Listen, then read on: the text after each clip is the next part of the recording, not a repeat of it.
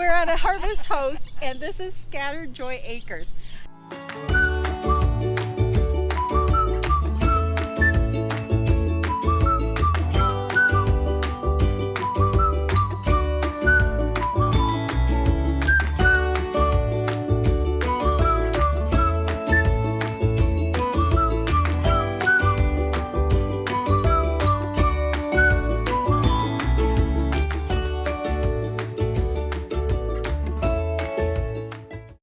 Camera going there. They like grapes. Oh, probably. You can't eat them fast enough. No, I don't Are they gentle? Yeah. Yeah? I mean, they're so quick.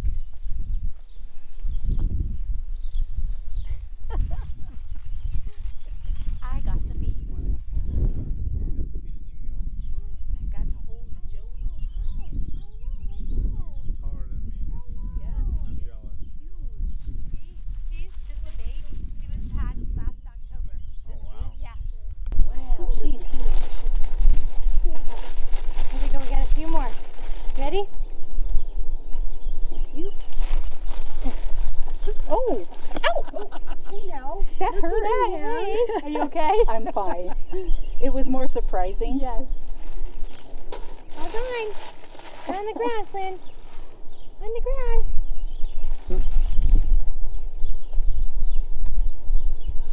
There's some on the ground. What? It's all gone. It's all gone. Oh, there's one. Two more over there. Over here. Look here, Flynn. Look. Come here.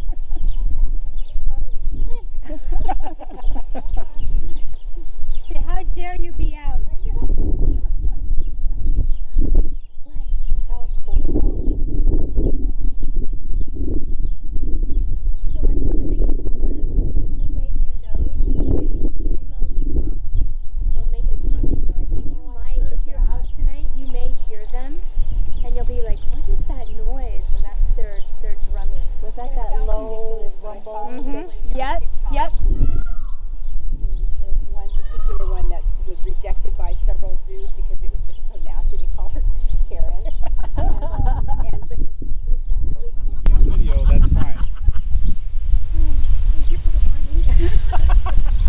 Well, I don't want to. I don't want to. I just don't want to ruin your content. No, You don't ruin the content.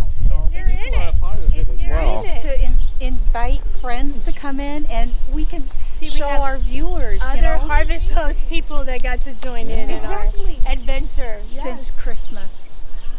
So Yeah, we're really, just started. really We're young. amateurs though, so don't really think young. that we're professionals or anything like that. 'Cause, But you're having fun doing it. That's Yes. all that yeah, matters. we are having fun. Let's, real quick. Yes. Aloha, everybody. Welcome back to On Island Time. We are here at Harvest Scattered Joy Acres. You're a Harvest Host. I'm I'm a- Scattered Joy. We're at a Harvest Host, and this is Scattered Joy Acres. I was gonna get it one way or another. Anyway, we are here with Joy, the owner of Scattered Acres, and let me tell you, I have said it before. You guys have got to come and visit. This is really a cool place, and for a Harvest Host and being able to walk the grounds virtually almost anywhere, come into the pens. We are in the emu pen right now, and I just got finished feeding some emus, which was rather interesting. It was so much fun. It's something you have to experience. This is just one of the many things that Harvest Hosts provide, depending on what it is they do, whether it's golf, museums, beer, and I can't think of any others. Vineyards, yes, vineyards. And I can't think of any others, but there's a whole lot of stuff that you can do at a Harvest Host throughout the country. So I highly recommend that you visit a Harvest Host. And if you're in the Nebraska area, Omaha, we're in Newport Avenue. Newport Avenue. Come and visit this place. This is really, really cool. Do you mind if I ask a couple of questions? Sure. Okay, super. I have them written down and You ready wrote to questions. go. And I got to put on my little spectacles. Okay, so did the idea of Harvest Host, how did the idea of Scattered Joy Acres come about? Scattered Joy Acres came from my childhood. I was the oldest of four children by 7 years, and I remember we were born and raised on a dairy farm, and I remember my family going on family vacations, and I never got to be included because someone had to milk the cows. Oh, So it's not that my parents didn't love me, but as the oldest child, that's your responsibilities. sure. So I found my love. I would lay in the necks of the big old cows, the Holstein cows, and they would wrap their heads around me. And that's the love that I learned.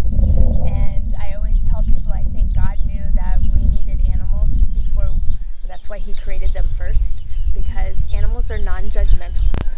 We use all of these animals here at the ranch for our animal-assisted therapy program. So we serve seniors, veterans, at-risk youth, and disadvantaged individuals from a chicken to a camel to zebras or whatever. Everybody has their niche and what animals will help them feel good about themselves and start to dig within themselves to figure out what's going on that makes them feel the way they feel. And those animals help to be able to uncover and help them heal. That's just amazing because animals do a lot for us. You know, a lot of people have dogs. Dogs are feel-good animals, but they're also part of our family, as well as cats and guinea pigs and rabbits and snakes, you know, the whole gambit. Animals are animals, and they are just as important as we as people need each other. So now that I know that how it came about and stuff, and the idea, how did the idea become a reality? How did you get? So 15 years ago, it was birthed. I actually worked with an organization helping people, returning citizens out of the prison system, return back into the community. And I always knew that this was something that I wanted to do, and it just kind of just happened in 2006. Stop pulling on her hair. So I had the opportunity to start the organization. There was a gentleman who gave us his property to use to start, and then I was married at the time. He decided he wanted a younger model, and so that property, he stayed there, and I got to move to this lush 26 acres, which was better in all aspects. Wow, 26 acres, 26 guys. acres of love, yes. That's wonderful. And our first animals that came when we started this organization, a lady called me. She was a domestic abuse situation, and she needed to rehome her animals. So we started with a horse, 2 goats, 2 ducks, and 3 chickens. Wow. And are those animals still Nope, here? the last of them we just lost last year. She was actually a 20-year-old goat. Oh, wow. Oh, I'm so sorry to hear about that. So when you bring in animals, rescue animals, do they go through some sort of rehabilitation themselves? They do as well, because they all come from either abuse, trauma, neglect themselves. Sometimes it's life-changing instances. People go through divorce, things happen, they need to rehome the animals. So they all become part of our family. But along with that, we usually have clients that we're working with that are somewhat going through the same type of separation or situation, and they're able to take those animals and be able to comfort them, and it helps them understand that they have a purpose, the people have a purpose, to be able to help this animal. And that's really good for their mental health too, so that they know that not everybody is like their previous abuser. Exactly. So that's wonderful to hear. And I take it they are adoptable? They are adoptable, yes. Not all animals here are adoptable, the exotics are not, but most of the animals, like let's say you lived in an apartment and you had an opportunity to get an acreage, we'll get you some goats or chickens or potbelly pig or something, but yes, you're able to adopt any of the animals from here. That's wonderful to hear. And how are you funded? How do you keep this going?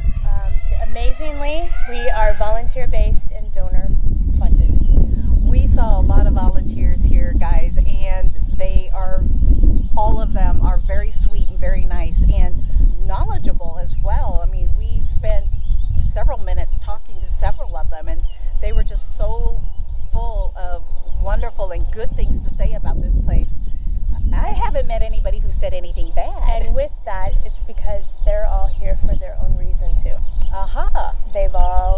something happened in their life or something's missing, and this is a void for them to be able to give back. And we know that's filling something within them as well. That's wonderful. I mean, I have the one lady who has her own acreage. She has chickens, she has goats. I'm like, well, why do you want to volunteer here? She's like, because I need a purpose and I need something to give back. I understand that.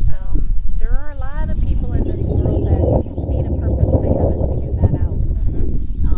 I'm kind of going through something like that with one of my relatives.